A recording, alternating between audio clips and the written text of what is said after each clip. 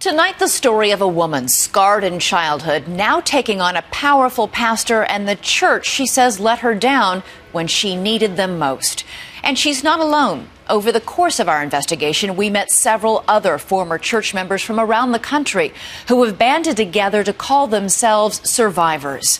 So what do they say they survived? The very place you'd think they should have felt safest, their church. At this church on a cold Sunday evening 13 years ago, a frightened young girl says she was forced to stand before the congregation. She was up there all by herself in front of hundreds of people. I was sobbing. Like a scene from the Salem witch trial, she says she was forced to confess a sin. There was just dread and fear.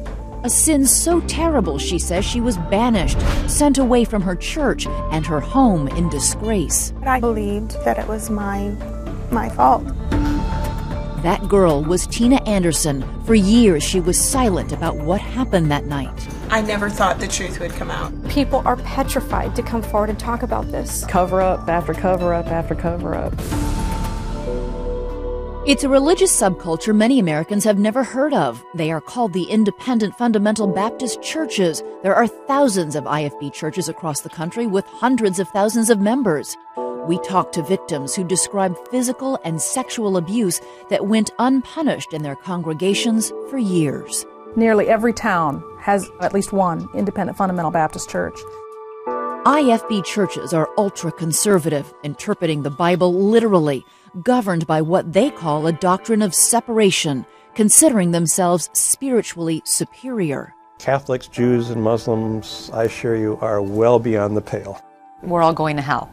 Yes. Mm-hmm. There were a lot of rules, a lot of them about dress, very conservative, very long, very high-necked dresses. Your knees need to be covered at all times. How strict are we talking about here? We weren't allowed to hold hands with a boy. You couldn't go to the movies. We were not allowed to have any rock beat in our music. Men are in charge. It was ingrained in our head. We don't question. Women are in a subordinate role. No time for cooking, no time for cleaning, no time for loving, no time for the husband. Male power that has allegedly led to serious abuses. It's God at the top, then the husband, then the wife, and then the children in that chain of command. And it tends to be very unforgiving, very hierarchical, and also, in many cases, tragically abusive. But this IFB pastor condemns the abuse and insists that IFB churches are not all the same. We care about people. I gotta touch people's lives. We want to show the greatest love. What really happened to Tina Anderson? Growing up in Concord, New Hampshire, Tina's IFB church was the only world she knew. We were there at the church at least 6 days a week, sometimes 7. All of my friends were there.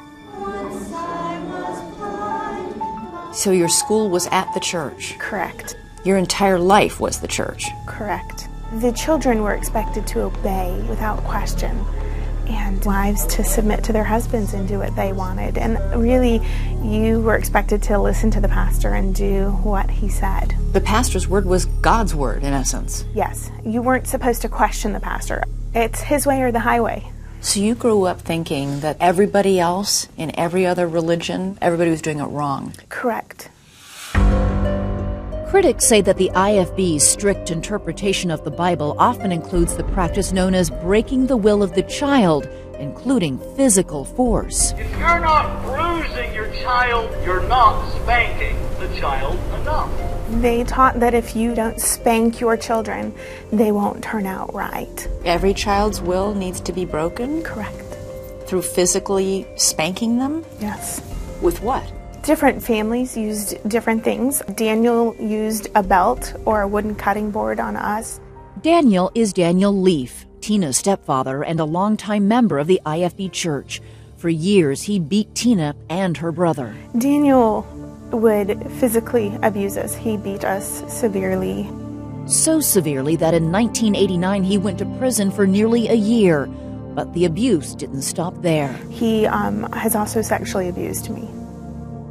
Between the ages of 9 and 11, Tina says her stepfather sexually molested her and threatened to kill her if she told anyone. Tina says only after Leaf was sent to prison a second time for sexually molesting another minor did she have the courage to confide in her pastor, Chuck Phelps. I was told by Pastor Phelps that a good Christian forgives and forgets and moves on with their life and doesn't press charges. Your pastor told you you should forgive and forget? Yes.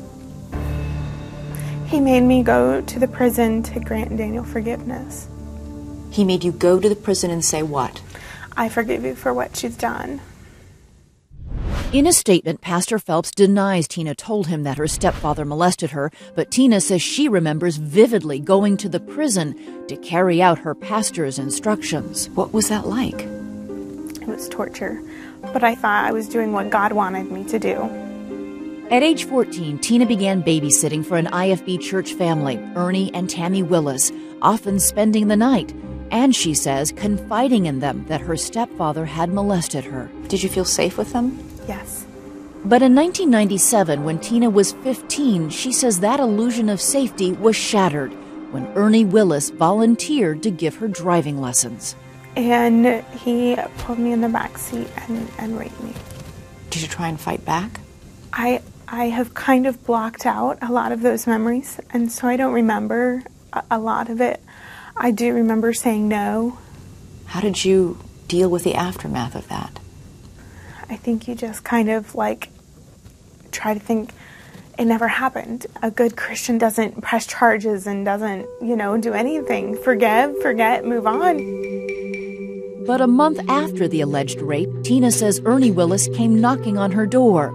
She was alone. I opened it and I let him in. I stupid choice. You were 15. You were a girl. I still struggle to not blame myself. Tina says she doesn't remember what happened next, only that for a second time, Ernie Willis raped her. I did say no, and then I just blanked out. You just get to the point where you can't take anymore. And again, Tina says she remembered Pastor Phelps's instructions to forgive and forget. She told no one, not her mother, not her pastor, not the police. In fact, I didn't even tell anybody until I found out I was 4 months pregnant. Were you scared? Yes, and I felt like my life was over.